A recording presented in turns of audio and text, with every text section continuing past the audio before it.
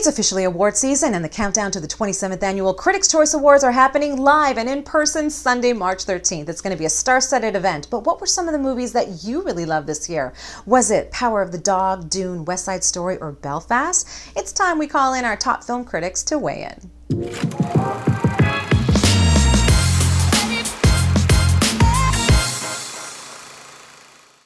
All right, it's a special awards edition of the Movie Monday, and we got Shawn Edwards, who sits on the board of the. Hey, hello, Shawn. What's up, Natasha?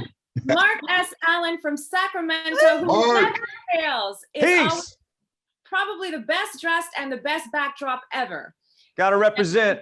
I know you do. You always do. And now we have Rachel Smith from Las Vegas, Nevada, with a brand new spanking show, Lights, Camera, Vegas, with Rachel Smith. Hello, everyone. Yeah, Rachel. So leading with 11 nominations this year is Belfast and West Side Story. Mark, which one was your favorite, and why are these two getting so much accolades?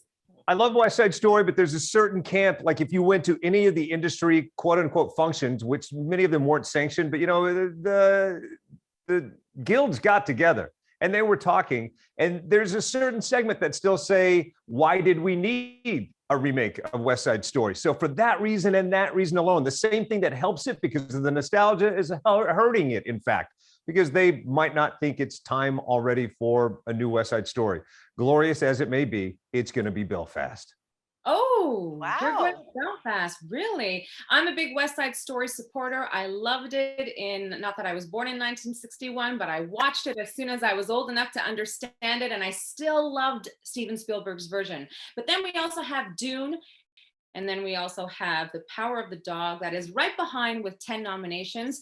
Why do you think The Power of the Dog is getting so much attention and so many nominations, Shawn Edwards? The reason why The Power of the Dog received so many nominations is because it's a really good film. When you think of cinema, The Power of the Dog is the type of movie you think about. It has it all. It's got beautiful cinematography. It's well edited. It's got terrific acting. It has an incredible score. I mean, it's the total picture. I think at the end of the day, The Power of the Dog will end up being the big winner despite not getting the most nominations.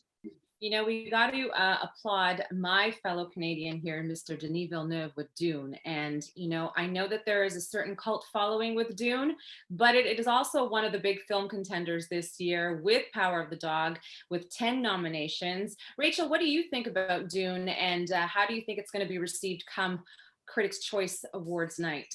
I do think Dune will clean up with a lot of the cinematography, art direction, visual effects. I think a lot of those awards, Dune will do very well. I just think because sometimes when things are released too early, you know, it's like out of sight, out of mind. Those earlier films that are released right during the award show voting are top of mind, so they get a little bit more momentum and a little more buzz. But don't count Dune out. And I have another dark horse I want to talk about. It is my favorite movie of the year. It is like has everything you want in a movie: feel good, funny, heartfelt, authentic, representation, and that's Coda. It's this beautiful movie about a deaf family, and what I love so much is 3 of the actors who are in the movie are deaf actors. So it's about time we see representation from Hollywood in this regard. Didn't you guys love that film? I'm glad you brought that movie up, Rachel, because that film actually connected to me more personally.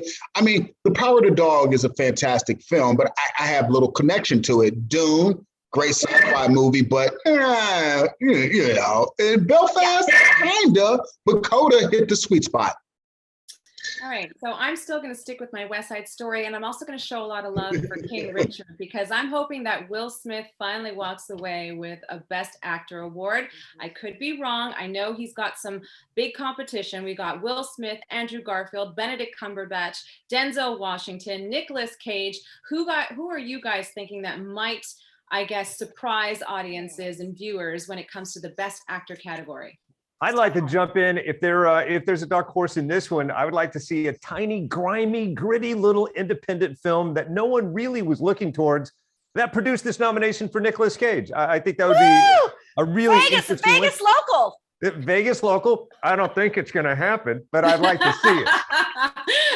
I agree with Mark. I actually like Nicolas Cage and Pig a whole lot, but I actually think the big surprise will be Will Smith actually winning Best Actor. I think at the end of the day, that will still be considered a surprise. And he was terrific in King Richard. But I mean, don't count out my man Denzel Washington in The Tragedy for Macbeth.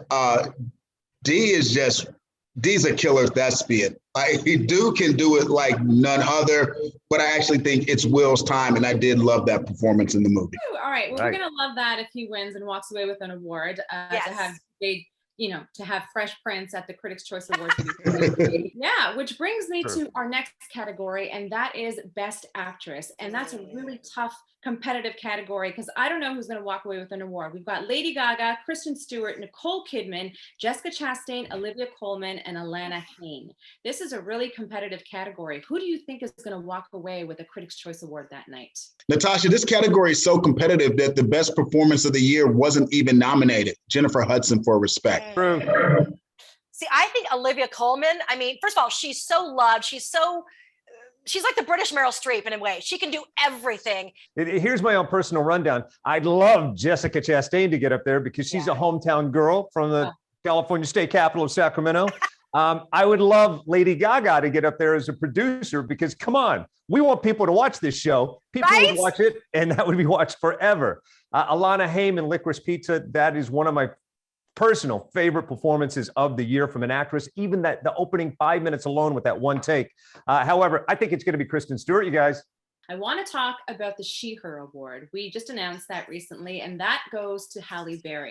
Now, Halle Berry had quite a year in 2021. She made her directorial debut with Bruised. She was given the Icon Award at the People's Choice Awards, and most importantly, she was also given a Lifetime Career Achievement Award by the Celebration of Black Cinema by the Critics' Choice Association. And now she's going to be honored with the She/Her Award.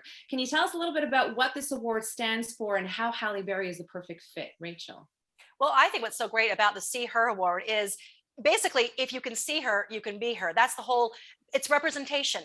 It's that, young girls, women everywhere need to see women, women of color, women of all ages. It's like, get rid of all those stereotypes that a Hollywood ingenue has to look a certain way or be a certain age. And so I think she keeps pulling back layers and seeing more depth. So I think she's a beautiful choice for an award that I think adds a lot of depth to our award show. Okay, so the three of you have been with the Critics' Choice Association for many years, and you guys are old. Why are you calling us out? Are you trying to say we're old? I'm calling you professional and credible journalists. Oh, man. I remember when a friend of mine introduced me to Joey. I got invited to this get-together that they're calling the very first gathering of what would later become the Critics' Choice. And I mean, there may have been a time where we were kind of the barometer, but we're also a mover and shaker now. I think the Critics' Choice Awards infinitely greater as an influencer than it ever has been. And I think we have the pulse of the critical eye and the filmmaker eye, but at the same time, what people are really consuming. That's all I got. Well said.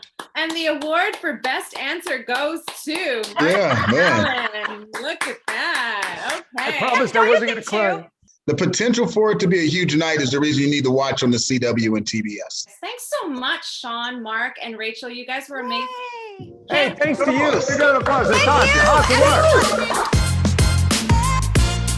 work. Brought to you by the Ritz-Carlton, Montreal. Voted #1 city hotel in Canada by Travel + Leisure magazine in 2021. Book your next stay at the first ever Ritz-Carlton in the world.